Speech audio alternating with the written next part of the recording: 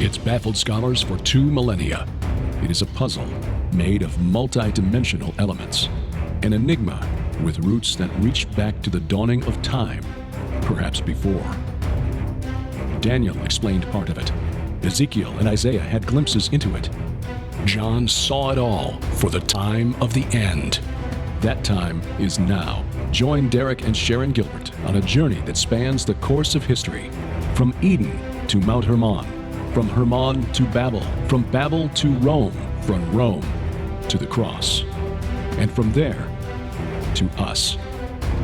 Biblical prophecy is coming true before your eyes, and to understand it, you must discern the times both then and now. It's time to unravel the threads of this all-encompassing prophetic paradox. It's time to unravel Revelation. Welcome to Unraveling Revelation. I'm Derek Gilbert. I am Sharon Gilbert, and we're delighted to have you join us once again for this discussion of all things prophetic. But we've been talking about the sin of the Amorites and the fact that, well, my belief, and I think yours too, that has not yet ended. Right. And the reason that we're bringing this up is because when we get to the identity of Babylon in the end times, I want to connect it to Ezekiel's lament over the city of Tyre. Mm-hmm. And so we'll go, but we need to lay the background. Who was the city of Tyre? Who founded it? What were those people like? And how do we connect all of these dots? And it all connects back to the Amorites of the ancient world. It really does. And in many ways, back then, Jezebel embodied that idea of what we call the whore of Babylon, which is another reason, I think, to connect this to Tyre. Oh, yeah. I didn't even thought about that. Yes, absolutely. Absolutely. But before we dive into that, just want to take a moment to remind you about our free app available for mobile devices, but also for Roku, Apple TV, and very soon Amazon Fire TV as well. I love that. We have several Fire TVs, so that's a big one for me. Yeah. So please take a moment. You'll find it at gilberthouse.org/app.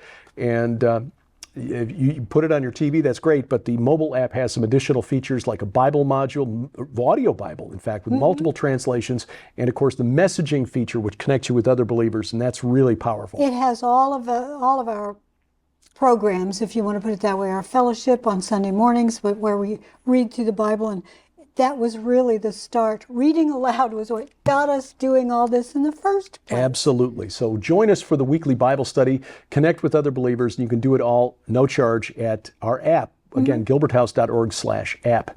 Well, last week also, if you're noticing, this is slightly different.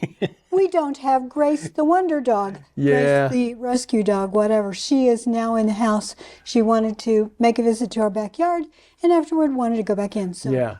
She's bored. What we're doing out here is boring to her. So, but yes, we get a lot of comments from people who see her showing up on various programs. We love having her around. 5 and 10. Yeah, the Skywatch TV Daily News Analysis, she will often make an appearance. She often warns me when I'm going overtime. Dad, you're turning this into 5 and 20.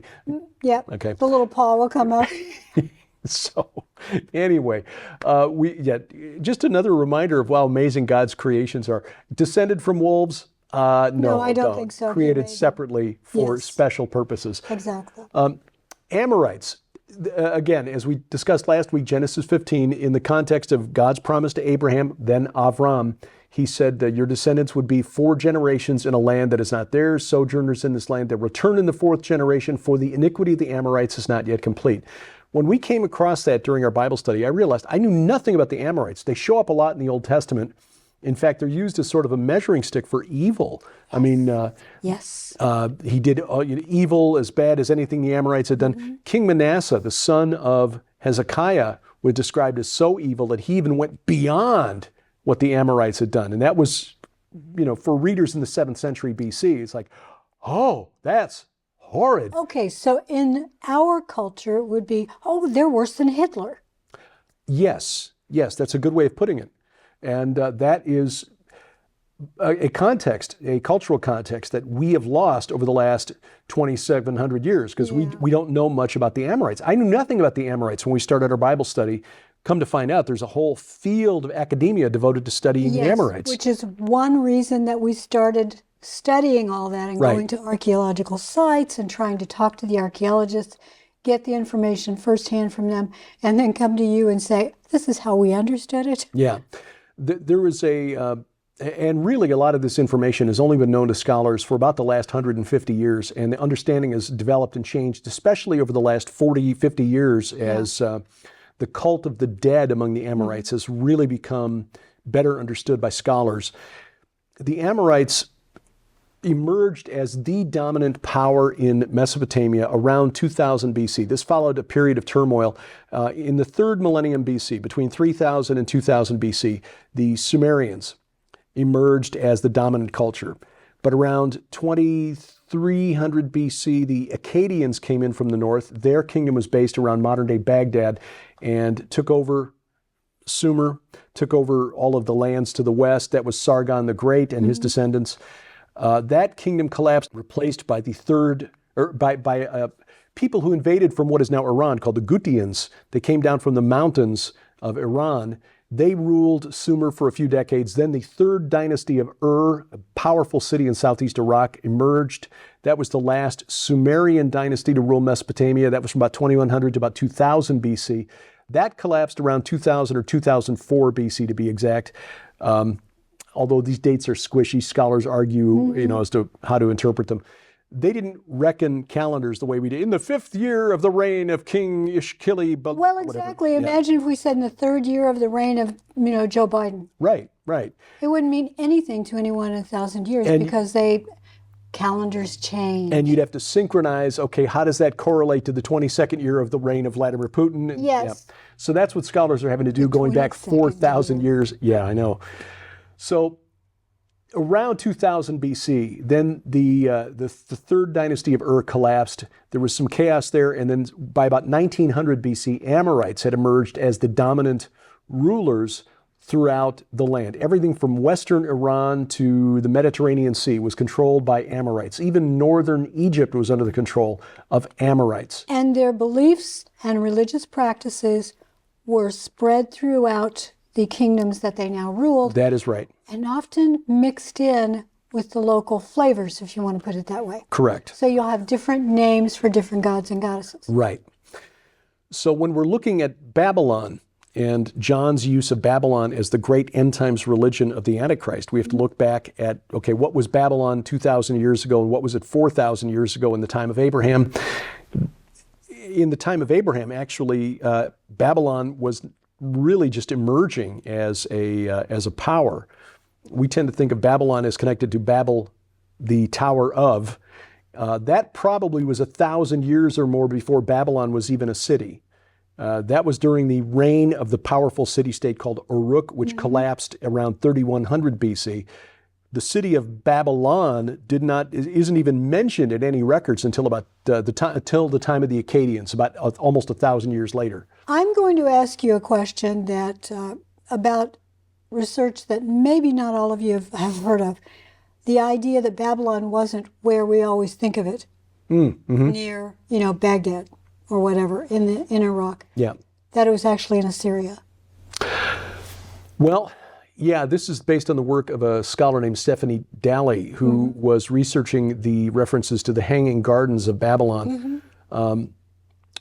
And she concluded that they were actually at Nineveh and not in Babylon. In other words, Nebuchadnezzar didn't have anything to do with them. They were actually 500 years older than that during And she found evidence to support that. Correct.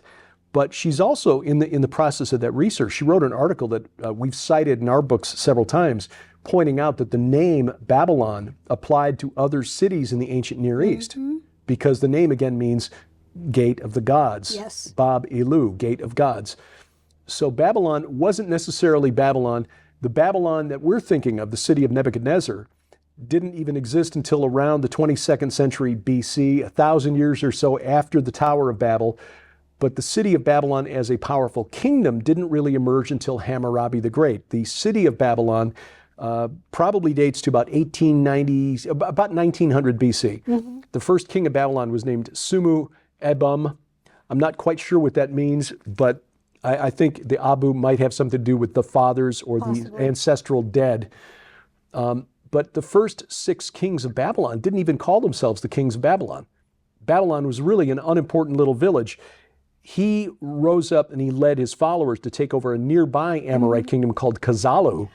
Hammurabi's name means? Hammurabi, it's Hamu, meaning my ancestors, my paternal uncles, My people. my people, and Rabi is a reference to the Rephaim. So, My ancestors, are the Rephaim, or the great ones. oh, Yeah, Rabi, he was connecting himself to the demons and the watchers. right. The demigods of long ago. It would be like a Greek king saying, my ancestor is Heracles. Well, Alexander said that he was the son of Zeus. Right. Normally scholars will say Hammurabi's name means my ancestors were the healers, based on the idea that the Semitic root can mean healer, but it also probably derives from an Akkadian word meaning the great ones, Rabaum, to be great or mighty. And I discussed that with our good friend, the late Dr. Michael Heiser, once, and Mike said it's probably a both and. It doesn't have to be either or, it can be both and. And Because Apollo was a healing deity. yeah, He was also a deity of poison. yeah, plague. Yeah. So my ancestors were the Rephaim, and it was a very popular name among Amorite kings, by the way. We know of at least 5 Amorite kings ranging from Babylon to the coast of the Mediterranean in what is now Syria, who were named Amurabi or Hammurabi. My ancestors were the great ones, the demigods, the Rephaim, the giants of long ago. And they were venerated by the Amorites. We talked about the ancestral veneration last week, the ritual called the Kispum. It was even more important for these deceased kings of long ago, the Rephaim. They were sort of like a minor category of God in the Amorite religion. You had this level of reality, which was humanity. You had this level, which was, your dead ancestors. Then you had the great gods up here, like Baal, and Like Astarte, Ishtar, Olympus. Inanna. Right, yeah, up there. And then you had like a middle tier, and that would be the Rephaim, who were these deceased demigods of long ago, which makes sense because it's like half human, half divine, somewhere in the middle. It's the fake news version of the story we get very briefly in Genesis chapter 6. By the way, the deities that refer to themselves as Poseidon and things like that, for the most part, they were post-flood. Yes. We'll call them angels. We don't know what class of angels, may have been watcher class, but these angels who were sent down to look after the people groups, the language groups, right after the Babel event. Right. Languages were divided. Moses recounted that in Deuteronomy 32, verse 8. When the Most High gave to the nations their inheritance, when he divided mankind, he fixed the borders of the peoples, or the territories of the peoples, according to the number of the sons of God. What Moses is saying, that term, sons of God, B'nai Ha-Elohim, always refers to supernatural entities in the Bible. Right. In Genesis chapter 6, the sons of God there, also supernatural entities, angels, if you will. When he divided mankind, he basically placed humanity under the administration of these lesser divine beings, angels. And I've often written in the Red Wing Saga that this was a test and a trap It was. to see how these angelic entities, these Elohim, how they behaved. Would Right. they be benevolent, or would they demand that you worship me? What's really interesting is that some of the early church fathers clearly understood that, and they wrote that these entities had allowed themselves to be tempted into accepting worship. They allowed themselves, they were incapable of resisting the temptation of human women. And they were themselves tested and trapped. And God warned Moses about this. Again, this is in Deuteronomy where you see this. Compare Deuteronomy 32 verse 8 with Deuteronomy 4 verses 19 and 20 when God tells Moses, beware lest you raise your eyes to heaven, and when you see the sun god Shemesh or Shemash, the moon, Sin or Yarik, and the stars, all the host of heaven, the heavenly host, the angelic beings in the skies represented by stars, you be drawn away and bow down to them and serve them. Here's the money quote, things that Yahweh your God, the Lord your God, has allotted to all the peoples under the whole heaven. In other words, all these other nations, they're worshiping these other things, but not you, Israel. Don't you do this. And yet, they did anyway. And the Amorites were a key aspect of this, as we see when David, when David was trying to deceive Saul, and Michal, Saul's daughter, helped him, placed the teraphim, one of these household idols used in the monthly ritual for summoning your ancestors and feeding them a ritual meal, put that in the bed to fool the soldiers. Let's take a break, and when we come back, we'll discuss Tyre. The city of Tyre and how it connects to Babylon, straight ahead on Unraveling Revelation. It's a new month, and we have a new special at the Gilbert House online store. We have a crazy, crazy deal on all of our DVDs. They are, regardless of the retail price, they are 75% off. We keep hearing from the kids these days that everything is going to streaming video, that DVDs are old school. Oh, not for us. No, we are old school. And besides, we don't trust the internet will always be there. So take advantage of this special offer. Everything from our travel documentaries. Basically follow us as we go through the Holy Land and show you the important sites at ground zero on this supernatural war, plus video teachings, presentations, and much, much more. You know, with 75% off savings on all the DVDs, as many as you want to get, you've got the money that you saved to go out and buy a DVD player. That's it. Take advantage of it now, online only at the Gilbert House store, gilberthouse.org/store. And thank you for your prayers and support. Welcome back to Unraveling Revelation. I'm Derek Gilbert. I'm Sharon Gilbert, and we're so glad that you're joining us again today. We want to remind you that we are taking a solidarity trip to Israel in May. Yes, our full tour will be next spring. Details on that at gilbertsinisrael.com. But the Solidarity Mission to bear witness to what's happened in Israel since October 7th. This will be a one-week tour focusing on sites connected to the events of the last few months, the Israel-Hamas war. Tel Aviv, Hostage Square, where families are keeping vigil for their family members, their loved ones, who are many of whom are still more than 130 still unaccounted for and in Gaza somewhere. Two, as we're recording this, just rescued from the southern city of Rafah. We'll also visit an exhibition dedicated to the Nova Music Festival, where so many young people were caught unawares, kidnapped, killed.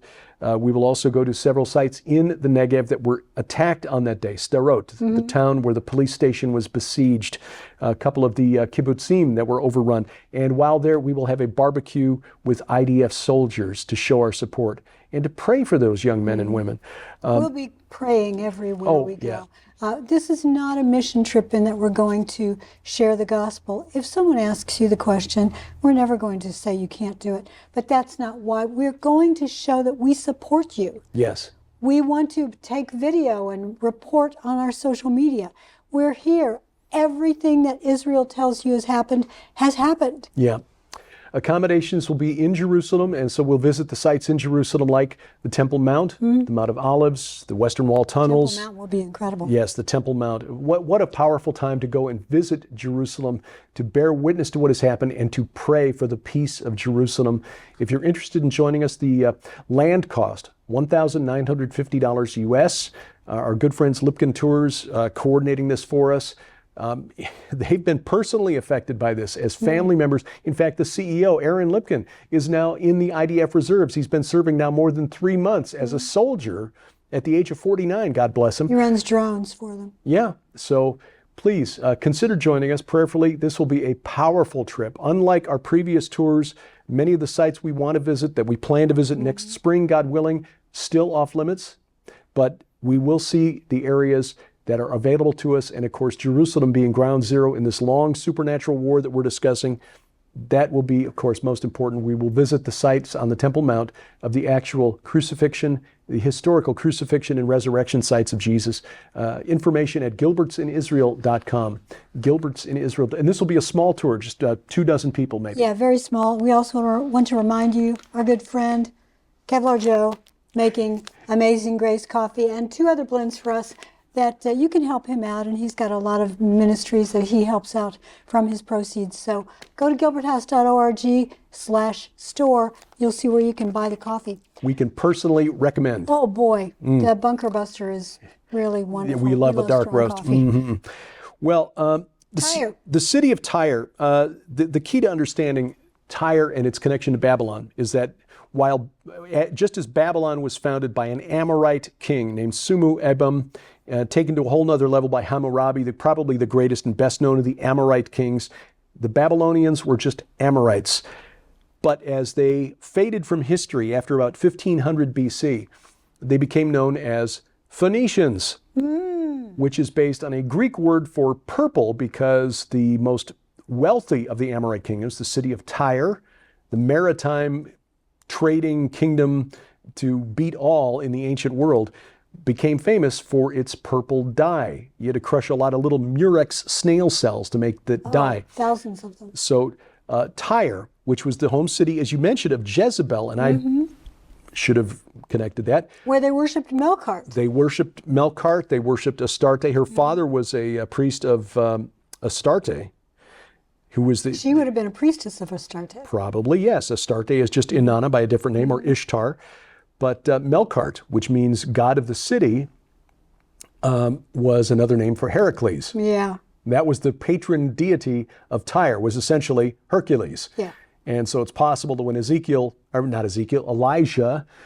confronted the priests of Baal, the Lord, or their Lord, it was the Lord of the city, the priests of Melkart, Hercules, who lost their lives at Mount Carmel that day. Smackdown. Yeah. Well, in Ezekiel 27, the prophet has a lament for the Phoenician city, the Amorite city of Tyre. The word of Yahweh came to me, now you, son of man, and this is not the son of man as Jesus was, just you, human one, raise a lamentation over Tyre and say to Tyre, who dwells at the entrances to the city, or to the sea rather, merchant of the peoples to many coastlands, thus says the Lord Yahweh, O Tyre, you have said, I am perfect in beauty. Your borders are in the heart of the seas. Your builders made perfect your beauty. They made all your planks of fir trees from Senir. That's the Amorite name for Mount Hermon. Oh, and the borders in the sea, didn't they have a port that was built out of an artificial one? They built a redoubt, a city that was basically, you had to walk along a causeway to get to the city, which prevented Nebuchadnezzar from conquering the city later on. Now Ezekiel, writing about the time of Nebuchadnezzar, because he had been among the first wave of captives taken from Judah to Babylon by Nebuchadnezzar. Nebuchadnezzar tried to capture Tyre. He couldn't do it. Alexander finally did it. Alexander the Great, a couple centuries later. I am perfect in beauty. Your borders are in the heart of the seas. Again, that is also a reference to the abyss. Oh. Yeah. The sea in the Old Testament often represents primordial chaos in the abyss. They made all your planks of fir trees from Senir. They took a cedar from Lebanon to make a mast for you. Of oaks of Bashan, they made your oars. So again, these references to Lebanon, to Mount Hermon, to Bashan. And the metaphor of a big ship. Yeah. Perhaps a reference, now this may be getting a little too allegorical, but perhaps a reference to a conveyance between this realm and the next. But certainly Ezekiel connecting Tyre to the pagan worship connected to Mount Hermon and Bashan, which was known as the entrance to the netherworld. Yes. And these gods of the dead, the Rephaim. And of course they were known as great sailors, and they spread out all throughout the Mediterranean. Right. So Tyre, the biggest commercial empire in the world, Tyre was the city from which the colonists founded Carthage in North Africa, which very nearly destroyed Rome in the 3rd century BC. This is not a condemnation by Ezekiel of imported lumber from, Bashan, from Lebanon. This is a connection of the spiritual wickedness that was associated with Mount Hermon, which is essentially the Canaanite Olympus. Yes, because trees are often used in the Bible to represent spirits. Yes, yes. I'm not saying all trees have spirits, that's not it. But there are parables told that the trees are entities. Right, and we see that in Ezekiel 31, where he talks about how Assyria, but Ashur, which is another name for Enlil or Halel or Lucifer, was a cedar in Lebanon and was cast down to to Sheol. Also Saturn, Shemiyaza. Shemiyaza, right? This same entity who led that rebellion in Genesis 6.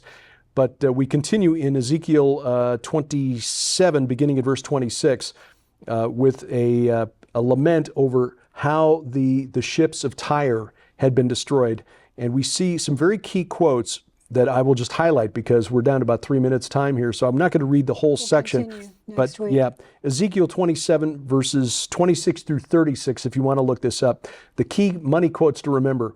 The mariners and all the pilots of the sea stand on the land and shout aloud over you and cry out bitterly. They cast dust on their heads and wallow in ashes. They make themselves bald for you, pulling out their hair, and put sackcloth on their waist, and they weep for you in bitterness of soul with bitter mourning. In their wailing, they raise a lamentation for you and lament over you. Highlight this next line. Who is like Tyre, like one destroyed in the midst of the sea? When your wares came from the seas, you satisfied many peoples. Again, another key quote here. With your abundant wealth and merchandise, you enriched the kings of the earth. Now compare that with the lament over Babylon in Revelation 18. Fallen, fallen is Babylon the Great. She has become a dwelling place for demons, a haunt for every unclean spirit, a haunt for every unclean bird, a haunt for every unclean and detestable beast.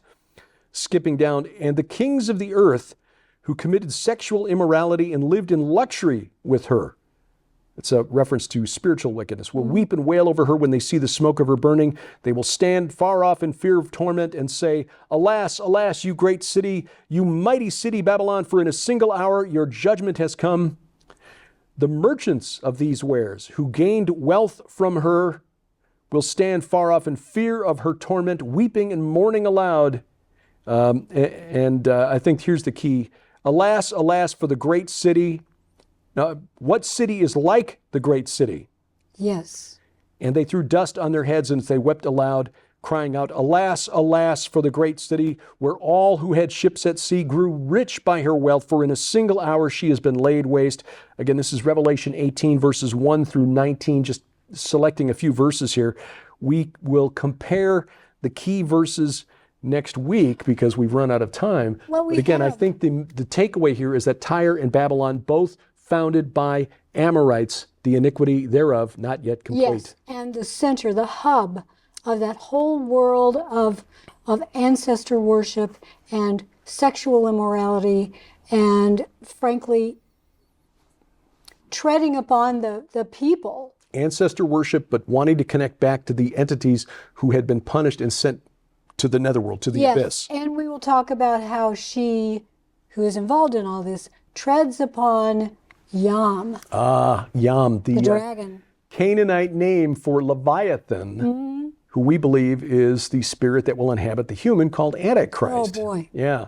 There's a lot to unpack here, and I think where our interpretation may be a little different from others is that we're looking at the spirit realm for the influences behind these entities, rather than trying to identify who is Babylon today. Is it New York? Is it Mecca? Is it Rome? Is it Jerusalem?